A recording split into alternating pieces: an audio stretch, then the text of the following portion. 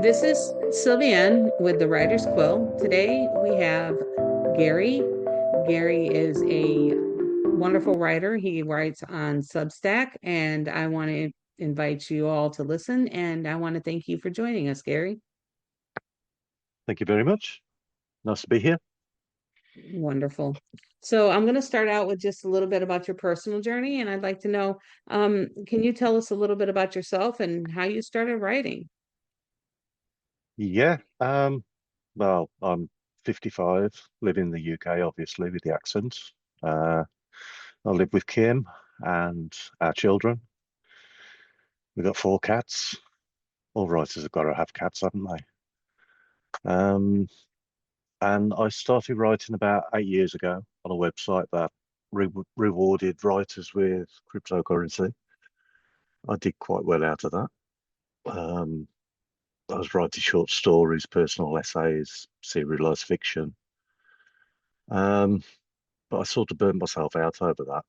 And ever since then, the website's gone by the wayside. Um, but pushing myself to write every day, it wasn't doing my health that good. So yeah, that's how I started writing. That's amazing. And you wrote before and you had great success and you kind of burned out, you said? Yeah, yeah. With the website, they used to hold annual meetings, various different places. My first one I went to was in Lisbon, Portugal. The, the second one was in Poland. That was a fantastic experience, that one. But we just got to meet up with other writers, other people that were on the platform, some of the big players that were on the platform.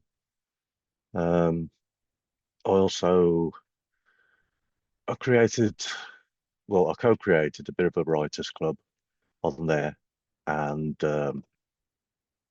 actually met up in the States in Tennessee um, with some writers there.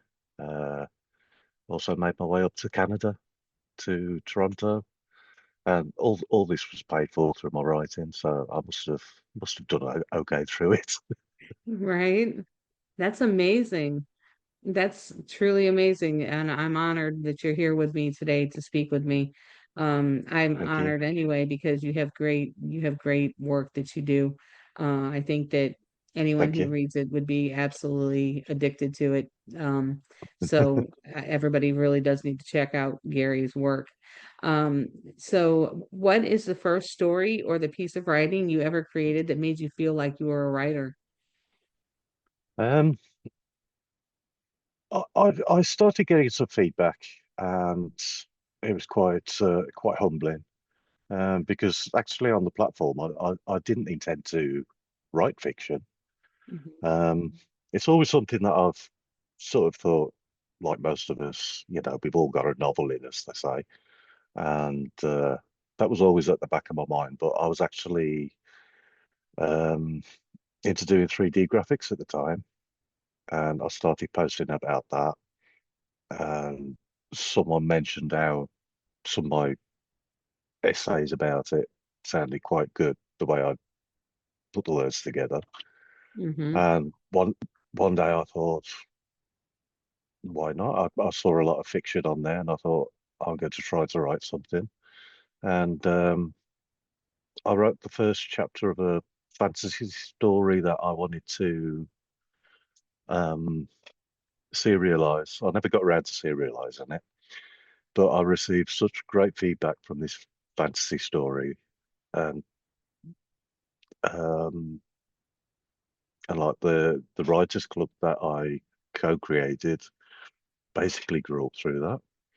It was just this short fantasy. Amazing, amazing, truly. That kind of resonates with me a lot because my intention was never to write. My intention was to heal.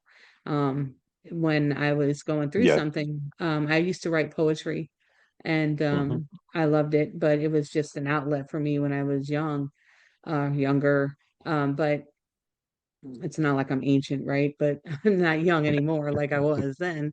But I then found out through writing and all the things that I was doing that I was healing myself and it was starting to take shape. So Yeah. it really became something of its own entity, really, hmm because I can relate to that. it kind of just pours out, and you don't have Yeah. Yeah. you don't even know where it comes from when you're in the zone. You just have that ability. It just comes out. So I Yeah. completely Yeah. understand. And I think that's amazing. Now, who or what has influenced your writing the most? Um, it sounds kind of weird because most of my writing is in the sci-fi genre, but I don't actually read any. Uh, the only sci-fi that I've sat down and enjoyed, and it's actually influenced my book that I'm writing. It's Tad Williams, Hmm. um, the Otherland series. Don't know if you've ever read it or Yes, it's that's amazing. the only sci-fi that I've actually sat down and enjoyed. But I've always been an avid reader, and I was always drawn to fantasy worlds.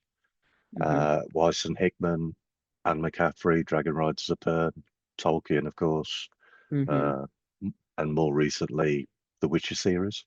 Hmm. Um, I do what I do watch a lot of sci-fi movies and TV shows. I just don't read it. And I Right. think you probably find the most immediate influence on my writing so far on Substack has been the Black Mirror series. Hmm. Yes, I can see that completely. Yeah. But I understand. I'm a fantasy writer, but I can also cross into horror. I Mm, am sure you know that. But it comes from the forensic and criminal background that I have, so it's yeah. easy Yeah. enough for me to pull from that background hmm and know. But I'm a fantasy writer myself and reader, so I completely understand. I love sci-fi. I'll watch the movies, Yeah. but I won't read the book either. Yeah. Just Yeah. I think it's through picking the wrong books as a teenager. I just couldn't get into them because if you put the same story wrapped in a fantasy skin, Mhm. I'd probably read it, but the way they went about it, it just didn't work. Yeah, no resonation there. I get it. No, I understand no, completely. Well, I think that you're doing amazing and whatever it is that you're doing, definitely keep doing it because I do enjoy. You're probably the only sci-fi that I actually read, honestly. really. Honestly. But I mean, Oh, it's good, so I don't I'm mind. honored. Thank you. You're welcome. So let me ask you, what does your writing routine look like? Do you have rituals, habits, or quirks that help you get into the zone when you start? Yes, I have to have absolute silence, not even the slightest soundtrack in the background, nothing. I just cannot write or concentrate with any noise whatsoever. Um, I've also got to have an ample supply of caffeine and minimal cat interruptions. But as you can That's imagine, with important. four of them, it's quite difficult sometimes. They like to travel across the keyboard quite a lot. Yes. Your cats actually make my day when you post pictures of them, so I can only imagine. They look like they have quite the personality, so I enjoy them. They do. Each one's completely unique. They're adorable, so keep posting them because I enjoy them. I'm sure I'm not the only one either that enjoys them. So when do you outline your stories or do you write by instinct and discovery? Um, it's a bit of both with my short stories because they're short and you have a limited amount of space. You know, you need a defined beginning, middle, and most of the times a definite end. Hmm. I tend to outline those more. You know, I'll typically think of a concept, a what if, Hmm. um, and as I say, I like to riff on the Black Mirror series. I've always been really interested in technology, but I also look at the dangers of it. I mean, like nowadays we've got, the proliferation of AI and all that, and the ultimate Mhm, dangers of what that could bring, automation. Um, when I was a child, we had, there was no mhm, internet, and nowadays right. everything's on the internet, and you just take it step by step and Yeah. see what the ultimate bad side of things could be. Yeah. So that's how I'm working on my short stories. Um, with my novel, I knew how it had to end. Mhm, I didn't know how it would begin, or the bits in the middle. mhm, Um, so I didn't have a definite outline. Um, but I sort of threw things at it to see what would stick, and mhm. basically worked the outline out of all my mess, and then went back and fixed it all. Right.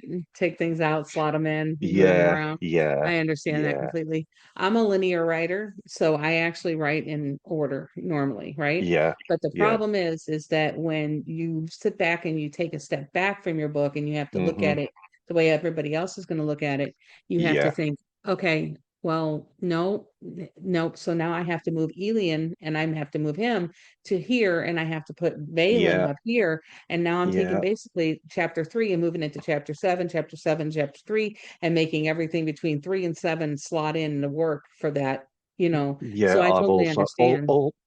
I've almost given myself an aneurysm trying to move things around in my book. And That makes so much uh, sense. it's I get it. it's it's not just move this chapter from there. You have to move this from there and then Hmm. work into that chapter from the previous one that you didn't Yep. intend to because it comes later. Yeah, Yeah. yeah, And then you have to make sure that everything follows and goes into it, tunnels into where he moves to.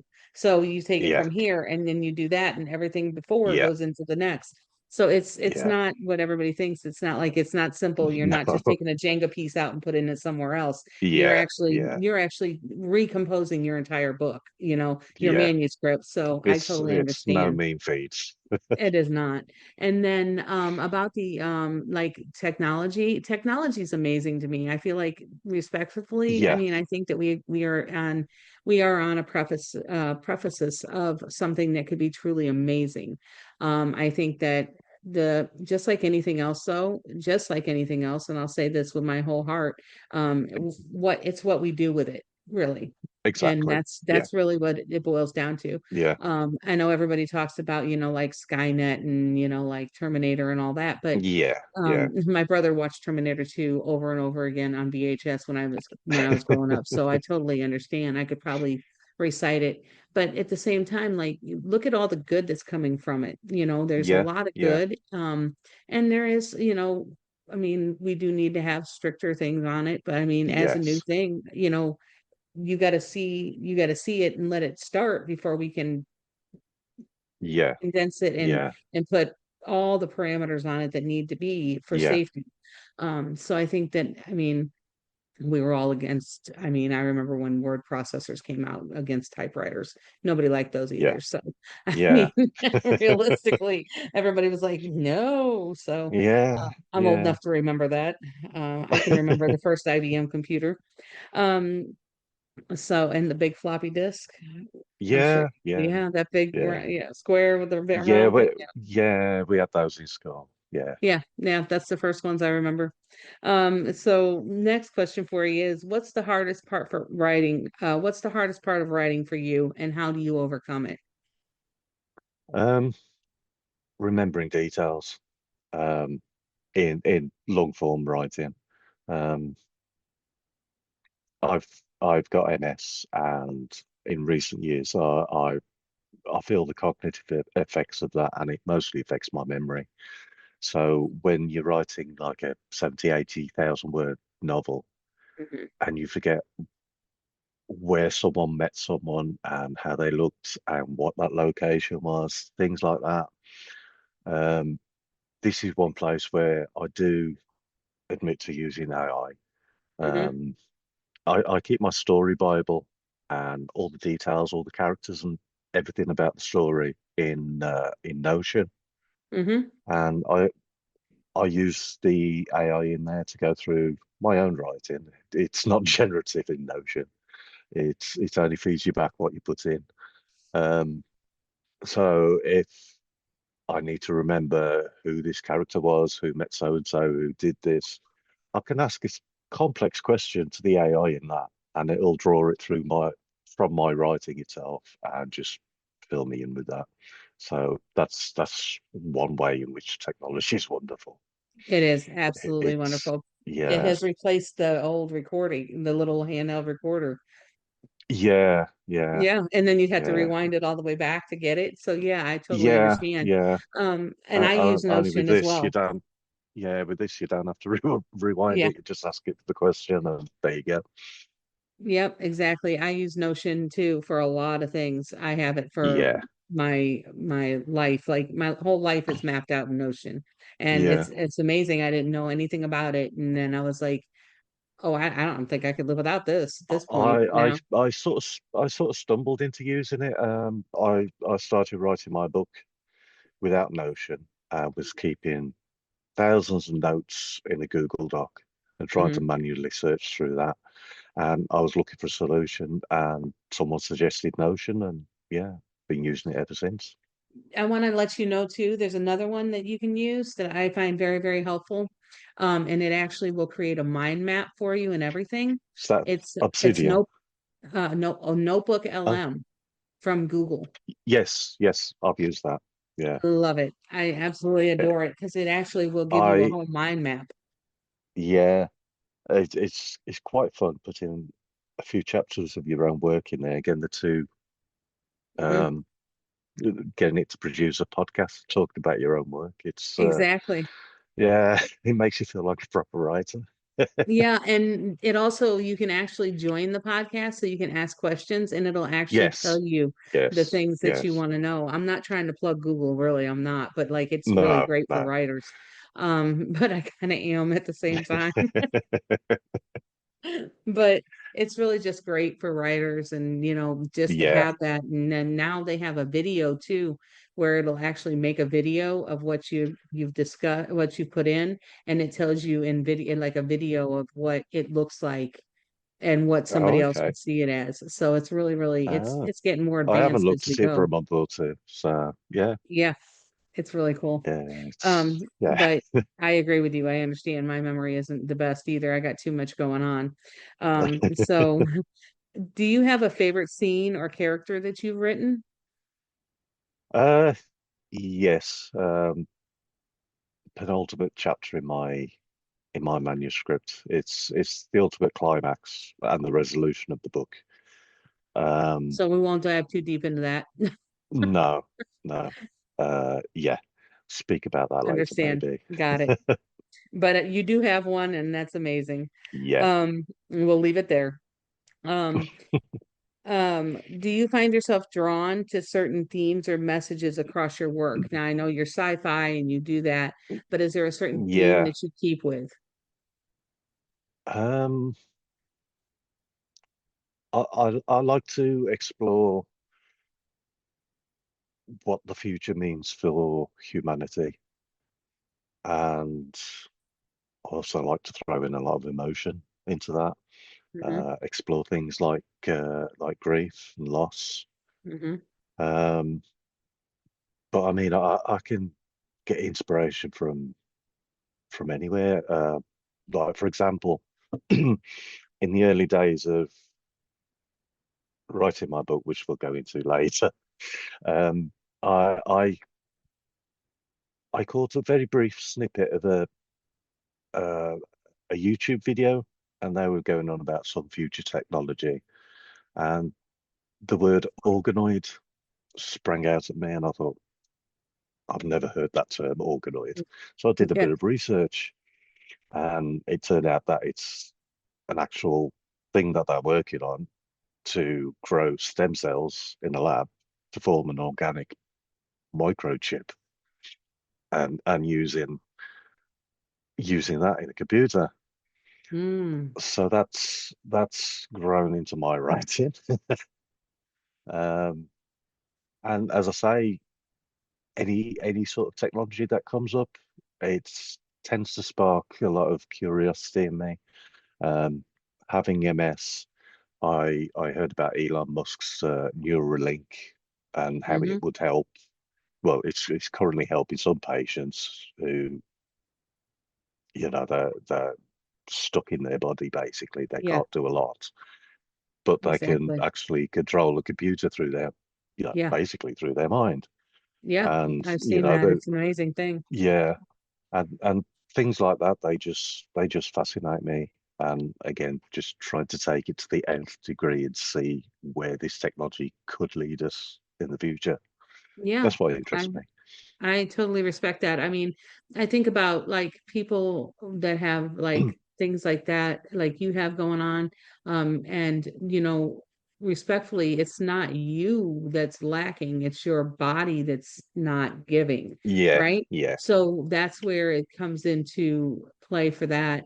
And then I think about people like Christopher yeah. Reeves, like Superman, like I Hmm. mean, come on, Superman became paralyzed, but where would he be Hmm. right now? Like Yeah, if he was still yeah, here, because he used to yeah, do stem cells and he used to go get stem cells done, and because yeah. we couldn't do it here at the time, so he used to go over to another country to have it done. Hmm. So I mean, I think about that and I think about people that we lost, that, or that are still suffering, and technology is an amazing thing. And like I said, I agree with it wholeheartedly.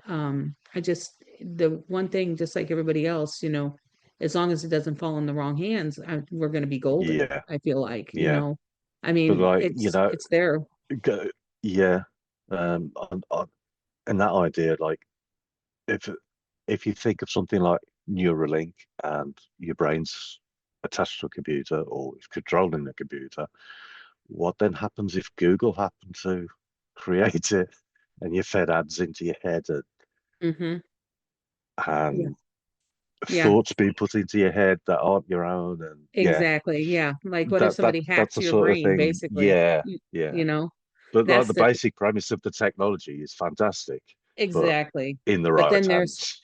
the parameters you have to have in place, and it's got to be Yeah, airtight. You can't just be, okay, yeah. you have it, but it's got to be unhackable, and Hmm. the Hmm. reality is that, what if, I mean, it's like saying, okay, well, that wasn't me. I was hacked, my brain was hacked. So then at Yeah, what point does that become a criminal defense? It wasn't me, my brain was exactly. hacked. Yeah. Like it's I think it's you've a just whole given me an thing. idea for another story now. There you go. Um, I'm glad I could help. So what has been, how do you, with rejection, because we all get rejected once in a while as writers, some Yeah. more than others. How do you deal with that? Um, well, I'm currently querying agents, and it's not a nice place, the query pit, I call it, or the trenches. Hmm. Um, I've only been querying 2 months, and I've only sent out 21. But when you think that a third of them have come back as no's, that Hmm. that hits you. Um, but to be honest, it stings, but I just shrug my shoulders and carry on Yeah, because I know that somewhere down the line, if an agent doesn't pick it up, I'll publish it myself eventually. right. Yeah, But and I wanted to set myself the goal of getting the agents and maybe hopefully get it published that way. If it happens, it happens. If it doesn't, I'll go my own way.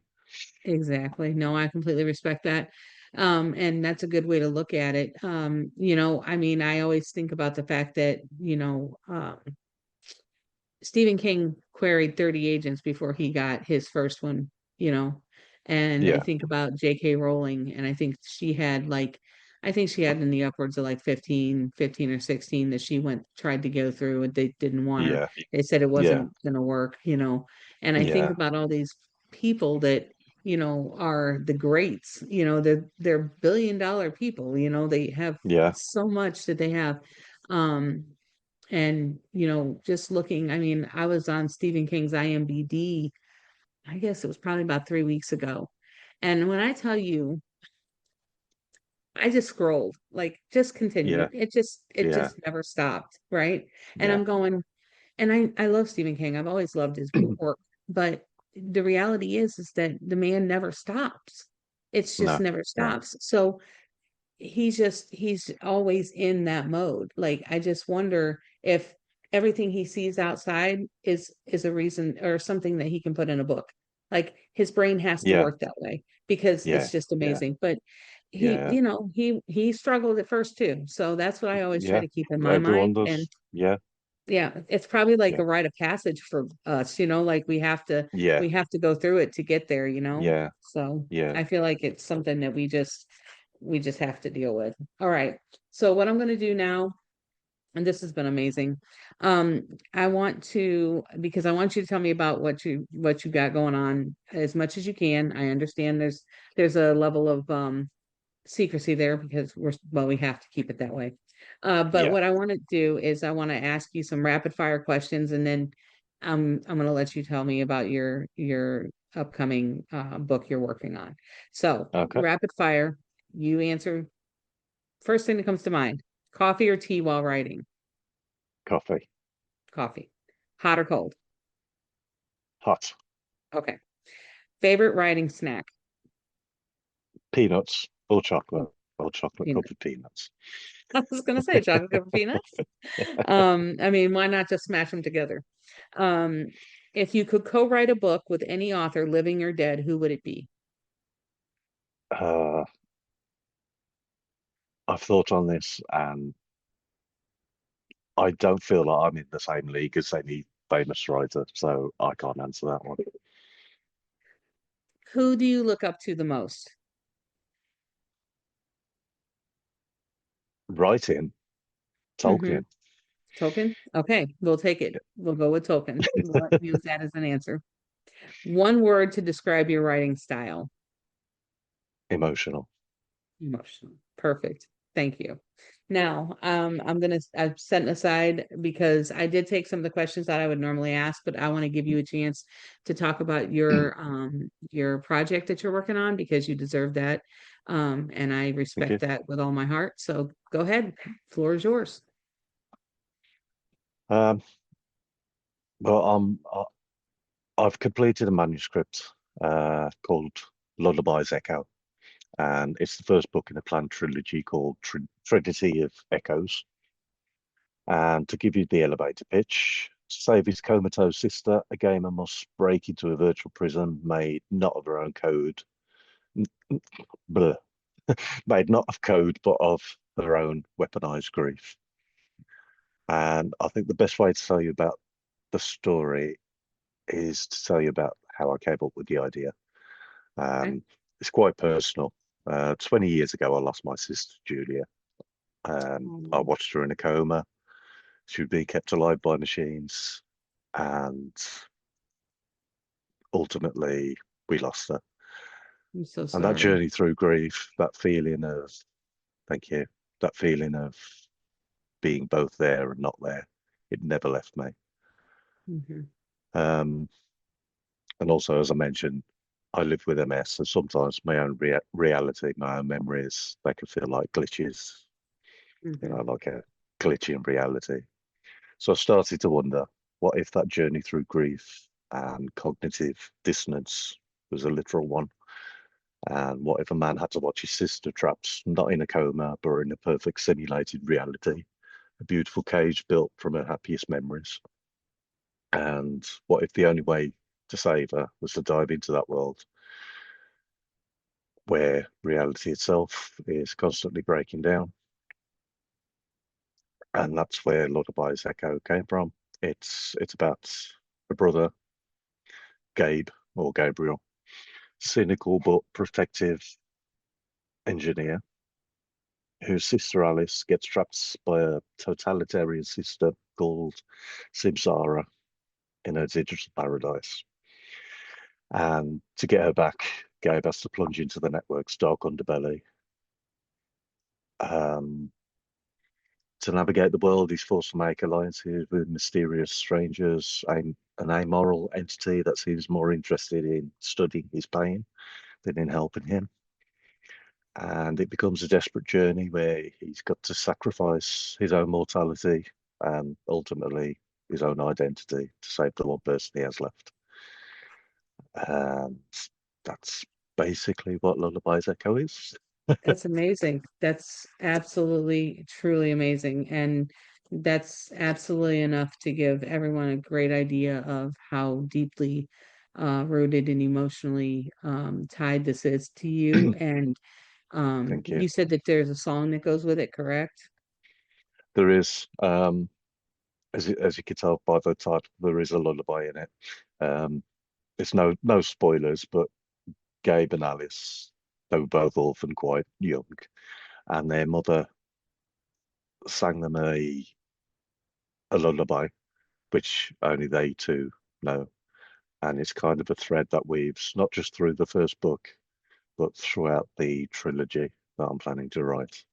Um, as I say, book one's complete. I've plotted book two, and I've got a vague outline for book three, but that depends a lot on what happens in book two because as a writer, Yeah, inspirational just take you or yeah. So exactly. I'll wait until book two's done before book three is outlined. Understandable. I think that that's amazing. I want to tell you that I think that what you're doing is amazing. I think the work that you do on Substack is amazing. Would you mind letting us know what your handle is on Substack and where to find you? Not sure if I can just. It's right. I forget where I've set myself up as. You're okay. My handle on Substack is GS Mucklow, GSMUCKLOW. Well, thank you so much for that. I want to thank you for being here with me today. Seriously, Gary, it's been an absolute pleasure. I think that you're an amazing human. And I just really think that everybody's going to absolutely adore you. And Thank you. your story is amazing. I can't wait to read it. Honestly, I will read it. I told you, you're the only one I will read. So thank you for that. And I I just might be tempted to send you a copy. I might be tempted to actually read it and tell everybody about it. So I'm currently go through some edits after a bit of beta feed reader feedback. But yeah, I'll be glad to send you a well, copy as soon as those I would edits are be done. honored, truly honored, to read it, and I would tell everybody about how amazing it is because I know it's going to be amazing. I hope So so. especially with the heart that you have in it, you can feel it, you can see it. Now with that, I appreciate you coming on. Um, you've just been a joy. Um, keep in touch. Okay. I will do. Thank you ever so much for having me on. It's been a Thank you pleasure. so much for being here. You have been listening to the Writer's Quill, The Ink Between Us with Gary today. I'm so glad that you shared this time with us. Until next time, keep writing, keep dreaming, and let the ink keep us connected. Thank you, Gary. Thank you.